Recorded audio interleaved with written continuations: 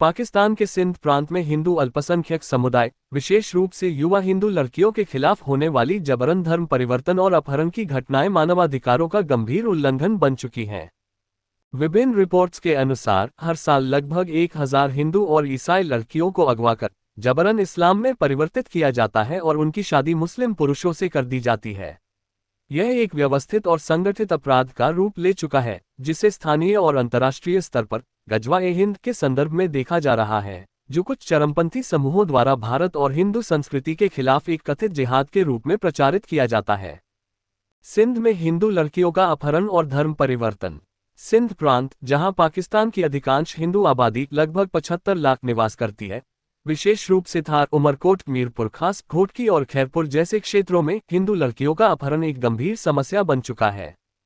इनमें से अधिकांश पीड़ित 12 से 28 वर्ष की आयु की होती हैं और ज्यादातर निम्न जातियों से संबंधित होती हैं, जो आर्थिक और सामाजिक रूप से कमजोर हैं।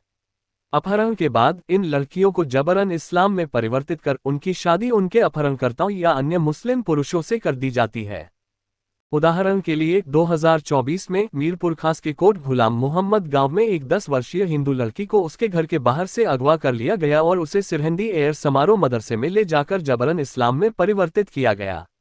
एक अन्य मामले में 15 वर्षीय शनीला मेघवार को बदिन जिले में बंदूक की नोक पर अगवा किया गया और उसका कोई सुराग नहीं मिला।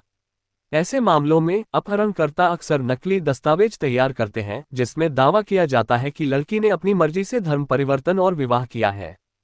पुलिस और प्रशासन की निष्क्रियता। इन घटनाओं में सबसे चिंताजनक पहलू है पुलिस और स्थानीय प्रशासन की निष्क्रियता। कई मामलों में पीड़ित परिवारों की शिकायतों को दर्ज करने से इनकार कर दिया जाता है। उदाहरण के लिए 2023 में रजीता मेघवार कोहली को अपहरण के बाद जबरन विवाह और धर्म परिवर्तन के लिए मजबूर किया गया। जब वह भागने में सफल हुई और अपने माता पिता के पास लौटना चाहती थी, तो अदालत ने उसे उसके माता पिता के साथ जाने की अनुमति देने के बजाय एक महिला आश्रय में भेज दिया। ये दोहरा रवैया तब और स्पष्ट होता है जब मुस्लिम लड़कियों के मामले में अदालतें उनके माता पिता के साथ जाने की अनुमति देती हैं। सामाजिक और धार्मिक दबाव। सिंध में कुछ मदरसे जैसे दरगाह पीर भरचुंडी शरीफ और दरगाह पीर सरहंदी कथित तौर पर इन जबरन धर्म परिवर्तनों में शामिल हैं। सामाजिक कार्यकर्ताओं और मानवाधिकार संगठनों जैसे पाकिस्तान दरावर इत्तेहाद और human rights commission of Pakistan का कहना है कि ये अपराध धार्मिक कट्टरता, आर्थिक असमानता और पितृसत्तात्मक व्यवस्था का परिणाम है। हिंदू समुदाय के खिलाफ इन अपराधों को अंजाम देने वालों को अक्सर स्थानीय प्रभावशाली लोगों और धार्मिक नेताओं का समर्थन प्राप्त होता है। अंतर्राष्ट्रीय चिंता और निष्क्रियता। इन घटनाओं ने अंतर्राष्ट्रीय समुदाय का ध्यान भी आकर्षित किया है।